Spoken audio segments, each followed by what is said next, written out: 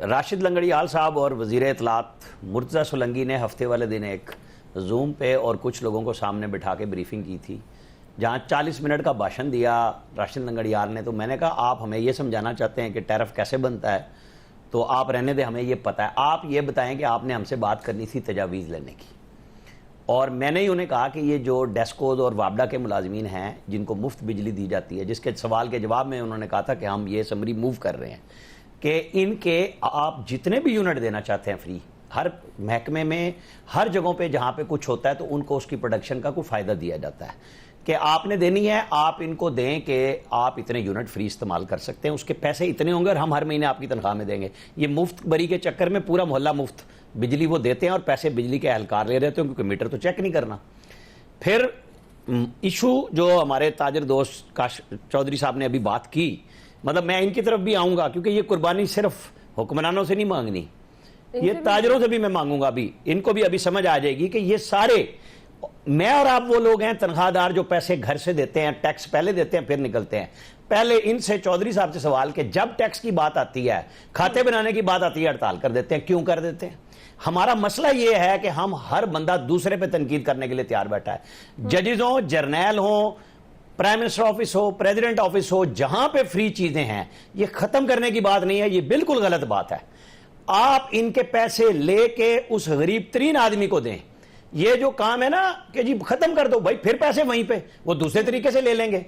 आप यही का यही बजट जो इस वक्त यूज हो रहा है एक्चुअल साइज में उठाएं, और जो गरीब आदमी है जिसके घर एक एयर कंडीशनर है उसके बिल की मैं बात नहीं कर रहा, बिल्कुल नहीं कर रहा। जो एसी के बगैर है और नहीं बिल दे सकता, आप ये मरात उठा के वहां दें, फिर बात बनेगी। इन ताजरों से जो मेरे साथ बैठे हुए हैं जो टैक्स नहीं देते, इनसे पूरा टैक्स लें, बिल्कुल लें। जैसे अब होटलों पे एक आ गई ना पाबंदी कि अब मैं कार्ड से पेमेंट करूंगा तो 10% मुझे सेल्स टैक्स में रियायत मिलती है, लेकिन अकाउंट फार तो हो रही है ना, हर चीज जेब में नहीं जा रही।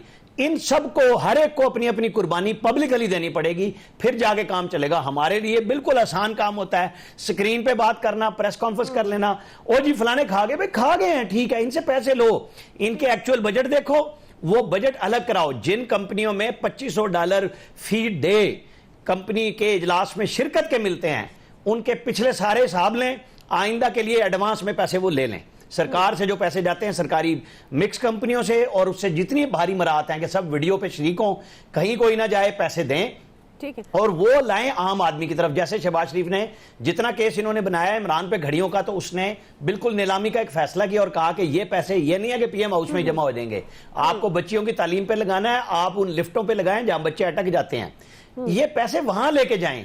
ये मरात याफ्ता तबका हो या जो टैक्स नहीं देता, उनसे लेके फिर गरीब तरीन आदमी तक पहुंचाएं। बात बननी है तब जिनके पास बेनजीर इनकम सपोर्ट प्रोग्राम है उनको मजीद, जैसे कोरोना में पैसे इजाफी दिए गए थे, इन हालात में बिजली के लिए आप बिल के लिए पैसे दे दें, क्योंकि वो ना IMF की पाबंदी में आते हैं ना वर्ल्ड बैंक की। कोई आपको नहीं रोकेगा जब आप गरीब तरीन आदमी या जो बिल्कुल ही 2-4 पंखे चला के अपनी फैमिली के साथ रह रहा है, आप रियायत उसके लिए लाएं।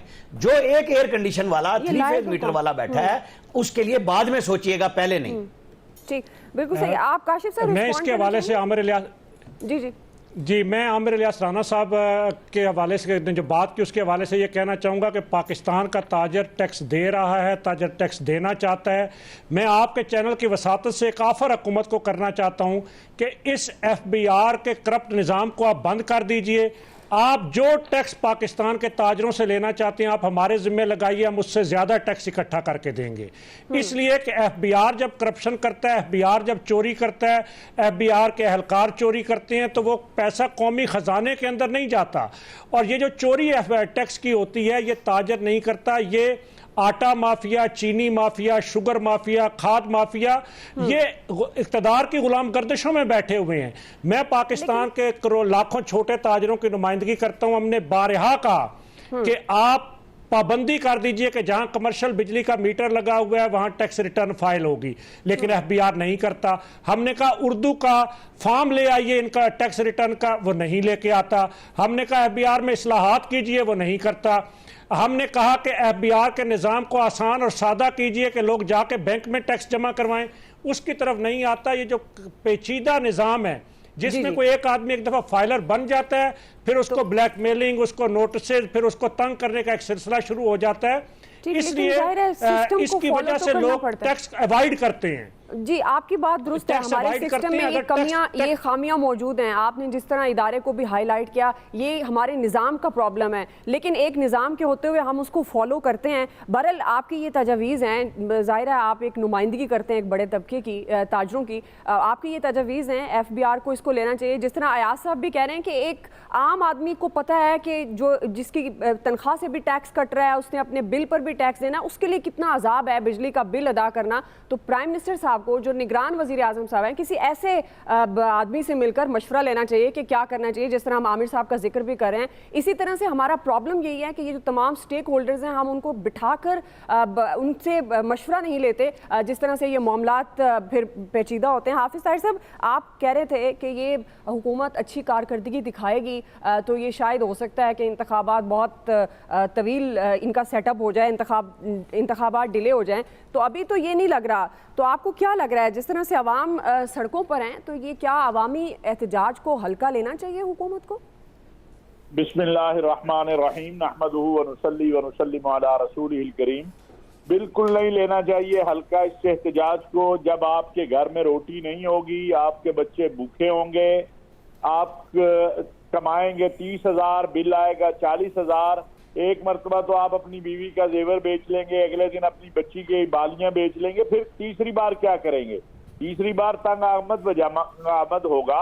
ये जो पाकिस्तान का सरमायादार है ना, जो हमारा लीड क्लास है, जिसका पेट नहीं भर रहा, अब उसको भी सोचना चाहिए कि मजदूर मिलेगा तो उसकी मिल चलेगी, मजदूर मिलेगा तो उसका पावर प्लांट चलेगा, मजदूर मिलेगा तो उसका सिस्टम चलेगा। और मजदूर ऐसा ना हो कि वो हमारे मुल्क में एक वाकया हुआ था, बहुत अफसोसनाक वाकया था, लेकिन अगर उसको देखें तो 2,000 रुपए की खातिर सेठ आबद का बेटा जो है वो कत्ल हो गया था।